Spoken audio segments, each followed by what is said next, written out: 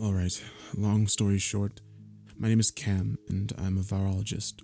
If you've never heard of that title, it's just a person who studies and researches viruses and any biological agents resembling them.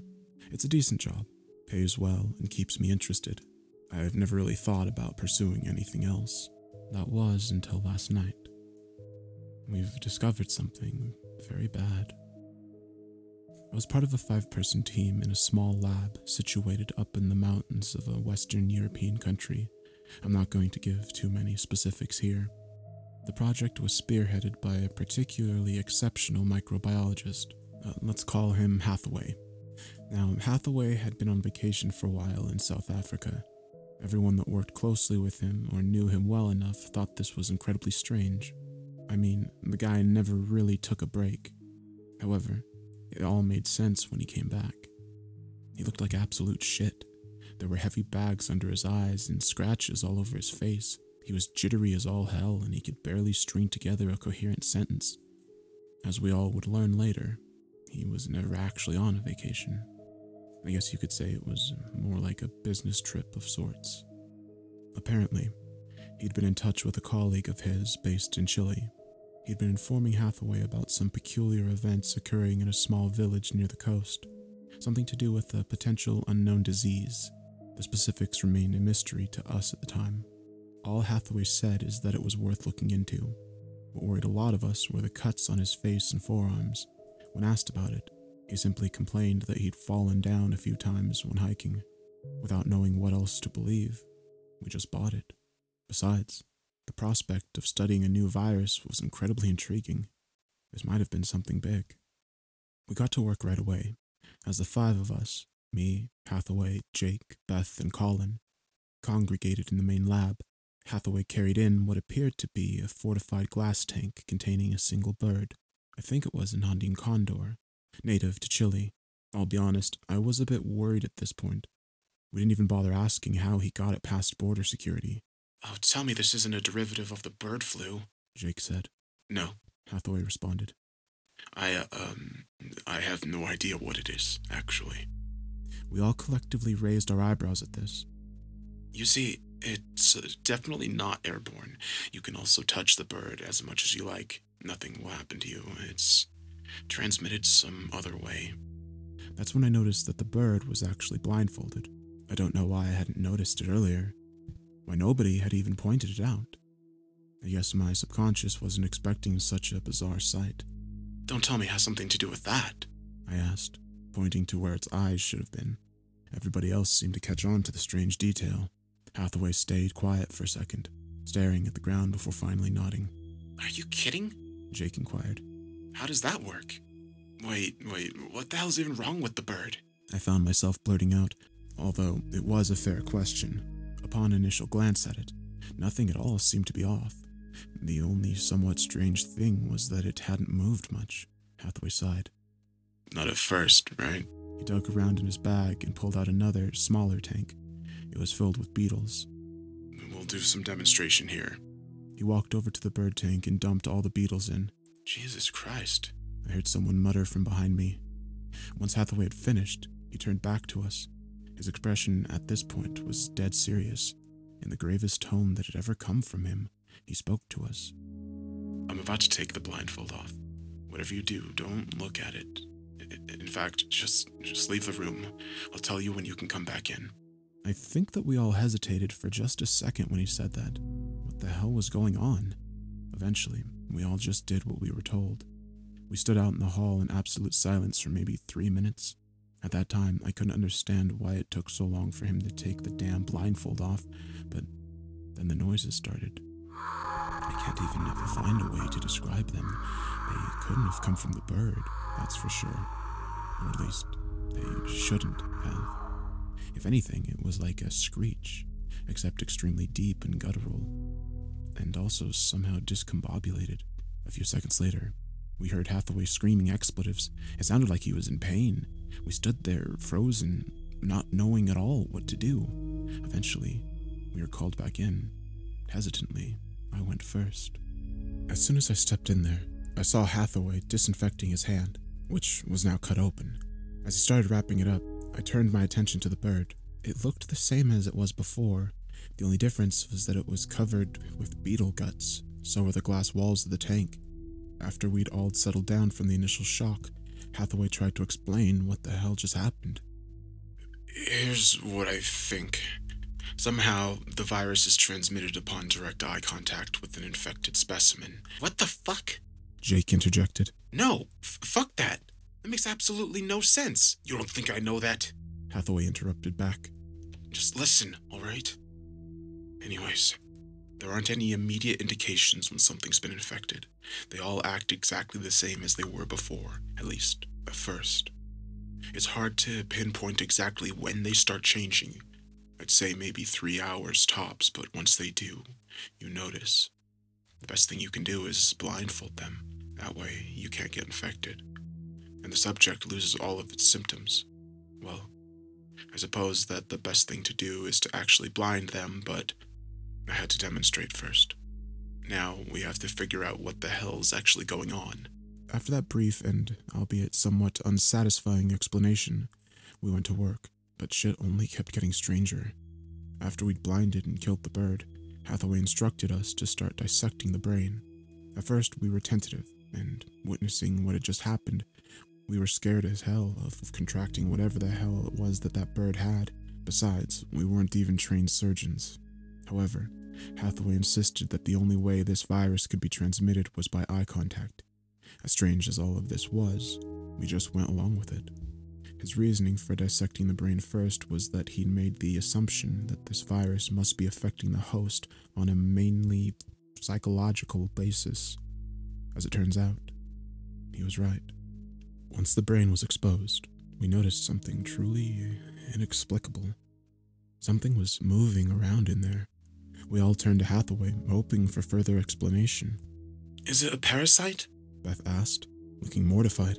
Hathaway shook his head, looking incredibly confused. No, it shouldn't be. The bird's been alive for weeks after infection.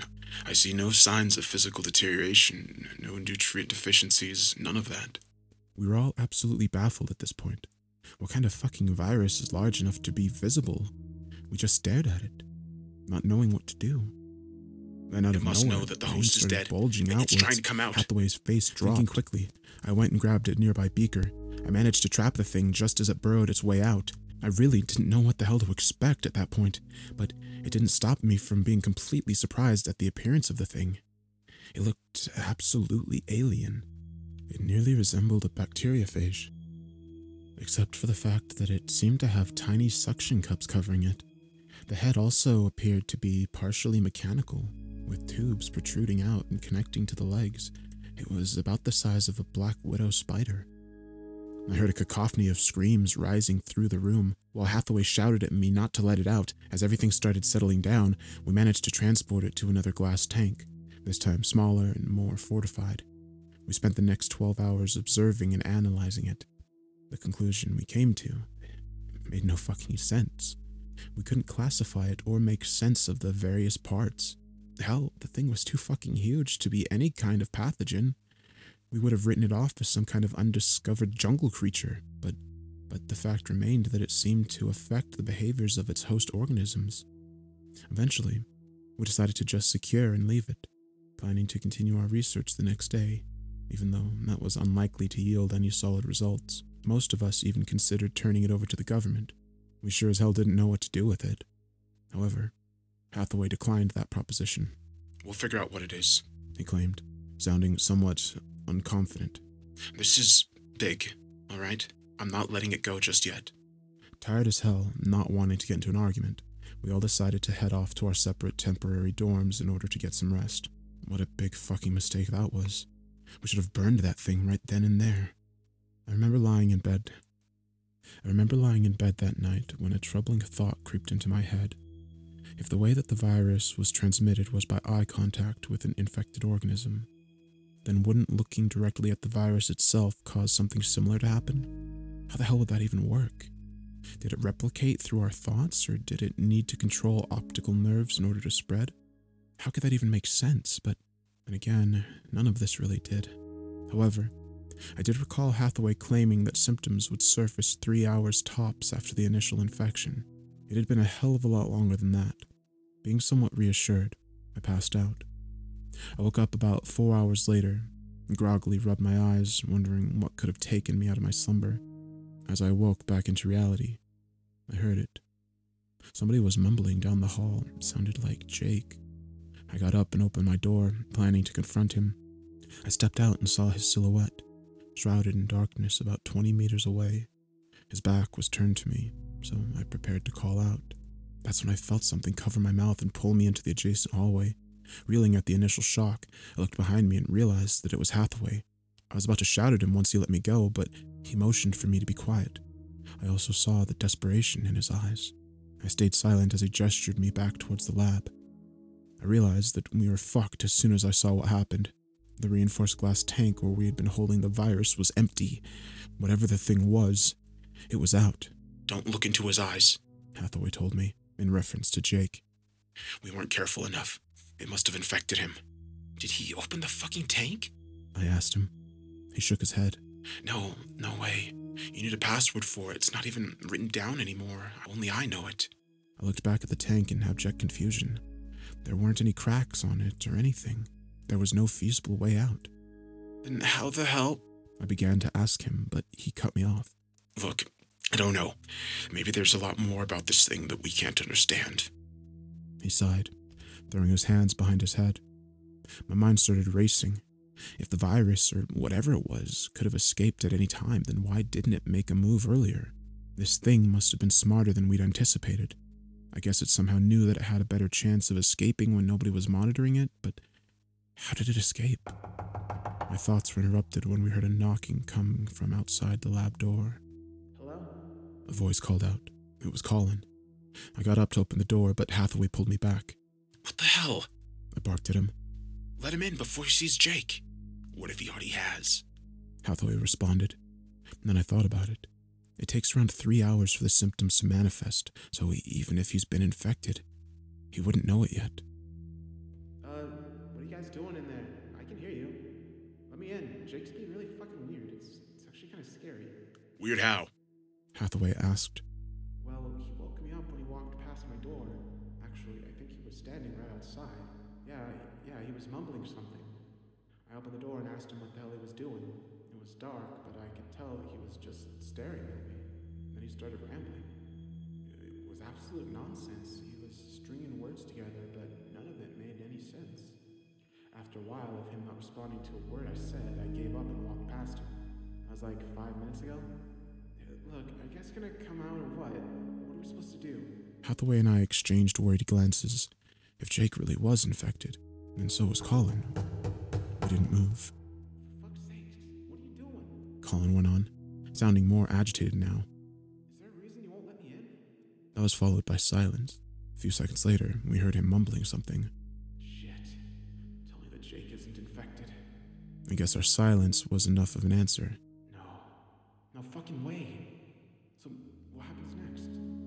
Hathaway, what the hell am I supposed to do then? Hathaway just sighed and shook his head. "I don't know. I'm sorry." We heard him shout some more expletives before walking away, fuming. We sat there for a while after that, having no idea what to do. "Is there an emergency escape in here?" I asked him.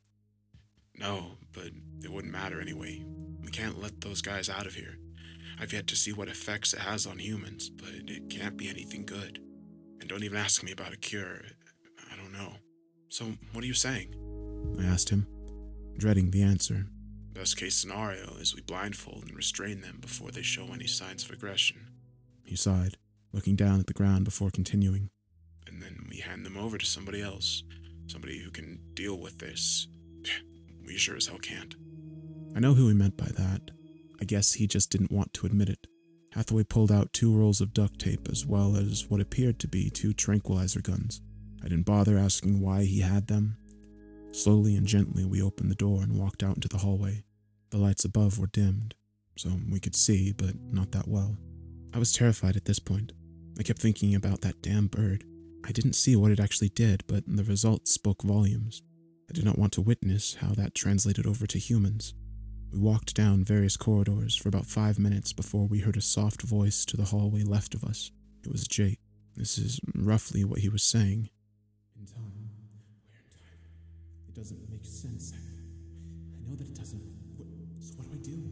I can't stay like this. Obviously, this made no sense. What was even weirder was his tone. It was devoid of emotion. In fact, it was quite the opposite.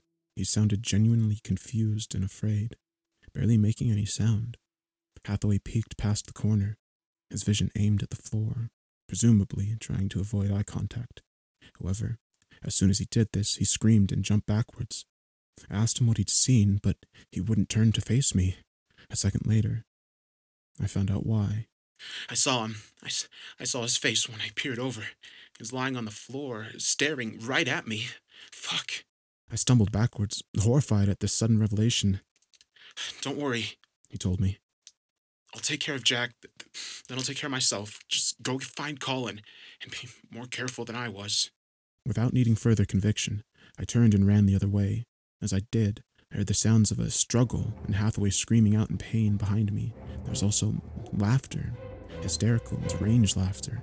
It sounded nothing like Jake. I ran across corridors, making sure to only look to the walls, so that I could just see in front of me from my peripherals. I nearly jumped out of my skin when I heard somebody call out from behind me.